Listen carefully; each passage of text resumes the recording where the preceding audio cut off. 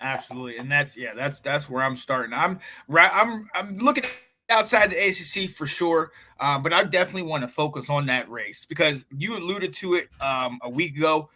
In that conference, we got three or four. We have four teams that either have they're undefeated as FSU or either have one loss. You got Mm-hmm.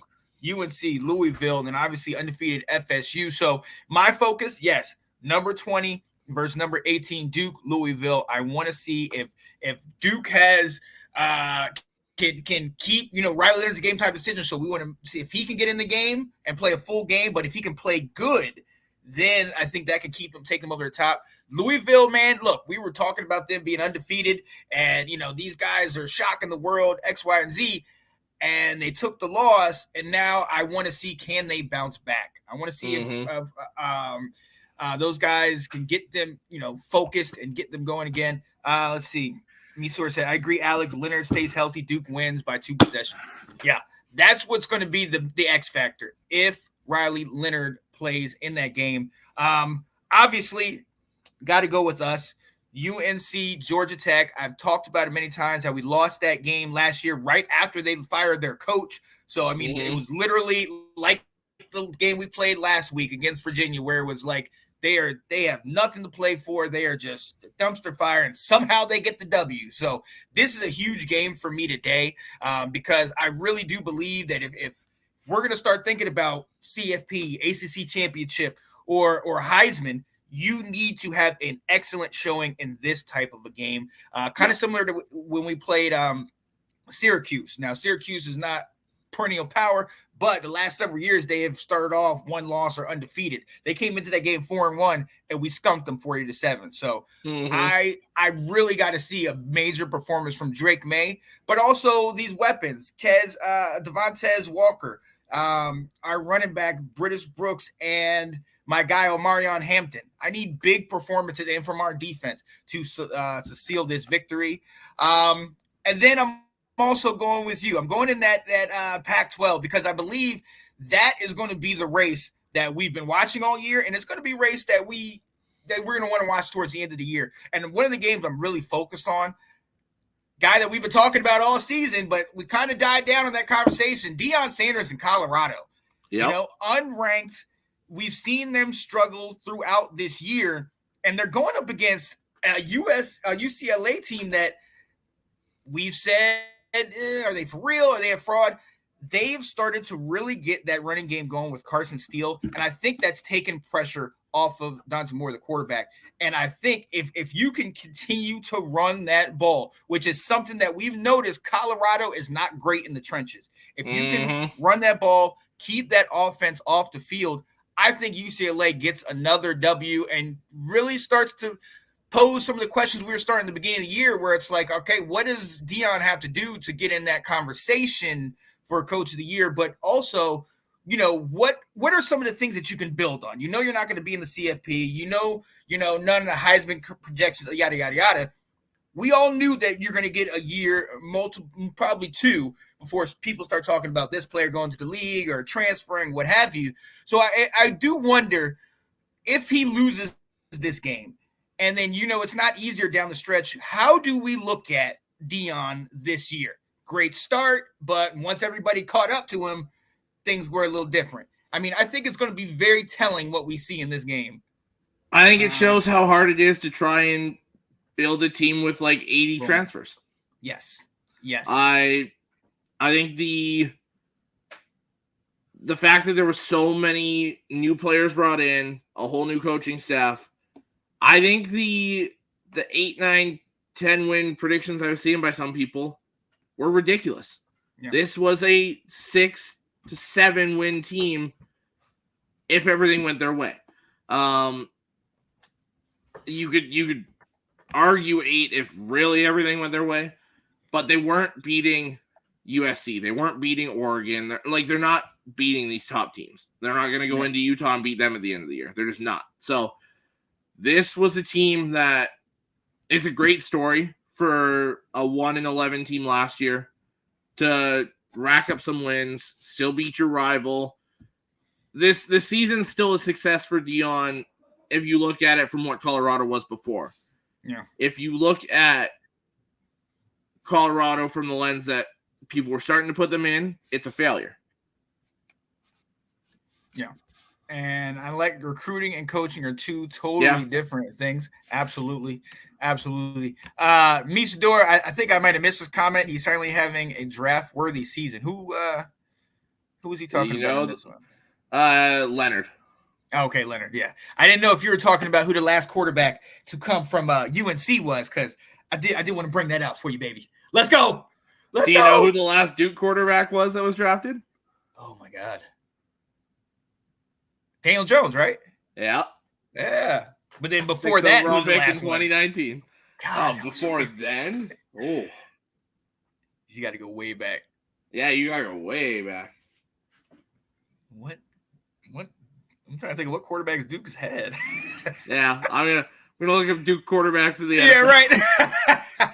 Might be here for a while, guys. I said quarterback.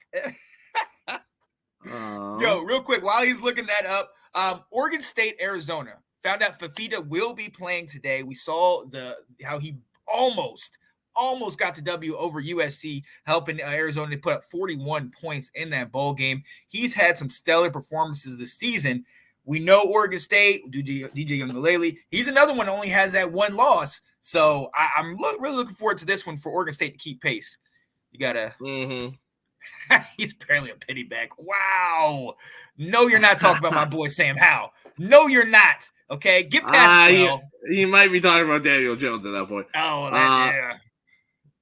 The last Duke quarterback drafted, other than Daniel Jones, was almost the last pick in the 2013 draft. Sean Renfree. That name ring a bell? Never heard of that. Then before that, you're going all the way back to 96. In the 6th round to Pittsburgh was a quarterback named Spence Fisher. Nope. Anthony Dilweg in 1989, 3rd round pick to Green Bay. Never heard of her. Yeah, I don't know who these people are. Yeah. Nope. No Nothing. Real notable ones. Oh my goodness. Yo, let's that's because Duke sucks. Tar Heels. Sorry about that. I had to throw that one in there. My last game right now that I want to look at, obviously, is not a game a lot of people are going to pay attention to, but I've just been keeping my eye on this team. Love my service academies. Got a lot of family that's been in the military. And I got to shout out Air Force, man. Number 19th ranked Air Force is 7-0. It's going to take a whole world to move and everybody in the top 10 to drop for them to really, and they got to win out to get up in the scenario. But I mean, the way that they play offense, we know about the service academies. Really, they're always triple option, all this option offense and things like that. But they've been starting to pass. But one thing I will say is coaching for on a team that runs that offense and coaching against them. I'm telling you, one of the toughest things to do, especially if you're playing against those teams. Catching that trap right up the middle, the guy, you get the guy in motion. You're trying to figure out what's all going on. There's so much to look at. Air Force is putting it all together. Now, mind you, I know a lot of people are going to look at it and be like, come on, Sean, Air Force, bro, who have they played? They beat a Wyoming team that has been absolutely tough this whole entire year, took Texas to their limit. San Diego State hasn't had the best year offensively, but that defense has been showing up. They put 49 on those guys. We know about our buddy Andrew Faubert loving to follow San Jose State and how they get it done. Air Force put 45 up on these guys. They got the dub, held Navy to 6, and then going into today's game against Colorado State, who is a lot better than last year. We all talk about last year Colorado 1-11. Colorado State was 1-11 as well. Like, they were terrible last year, and the fact that they've got these 3 wins and they've looked respectable. This is a game that I really want to see. It should not be an issue. And then going further, you have an Army, a Hawaii, a UNLV, and a Boise State. So realistically, you're looking at potentially only one loss. And I'm looking at that Boise State game. But this is one of these teams that it's good to see teams playing well, playing together, and really running the offense the way it's supposed to be run. shout out to him, man. And I might be by myself with that, and I love it. But hey, shout out to my I'm with service you on academy, Arizona. Yeah, I love that. Also, we forgot to talk about this earlier. Army, as of next year, is no longer an independent. Ooh, that's right. They're joining the AAC next year, the American Athletic Conference. Interesting. Which I believe is the same conference Navy's in. Yeah. See, so that's going to be very interesting because one of the things we've also talked about is Notre Dame. You know what I mean? They're not going to get that conference championship game because they're not in a conference. With all this realignment, is that going to start to eliminate the independents? I think so. And I mean, you're starting to see the conferences have more money to throw at the teams, which could be a big factor. Yeah. Notre Dame will still be the last one. There's only 3 more independents left. UConn, UMass, and Notre Dame. But I mean, Notre Dame having their own network, their own deals with Under Armour, that kind of stuff, they'll hold on as long as they can.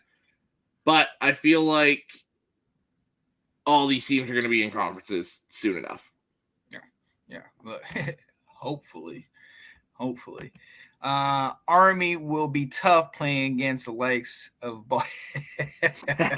old Ball State. Hey, actually, check Ball State's record. Aren't they doing decent? I think they might be doing decent this year. I gotta look that up. Sorry, Johnny said, sorry, Sean Spencer. I feel like their marketing department should be paying you for that type speech. Yes, Air Force, come holler at me, man. And matter of fact, that's funny. I actually, when I went to I was in college my first year, and I was the first time away from home. I was kind of doing my own thing. So my dad kind of gave me one of those ultimatums: either you go back to class or you go join the force. And so that I walked into an Air Force recruiting place and actually was talking to the guy, and it was going through. But my dad was a Marine, so my dad walked in there with me, and my dad was like, "We're good." And I was like, Dad, I like this. He's like, we're not doing that. We're not doing that. I thought you said you wanted to get into the force. And I was like, oh, snap, Pops. Dang, wow. Come on, Dad. So after that, I went into teaching and other things. So obviously we see Ball State is solid. They are the Indiana school. Oh, yeah, that's my state. I can dig it. You right outside of Chicago, Misador. Absolutely.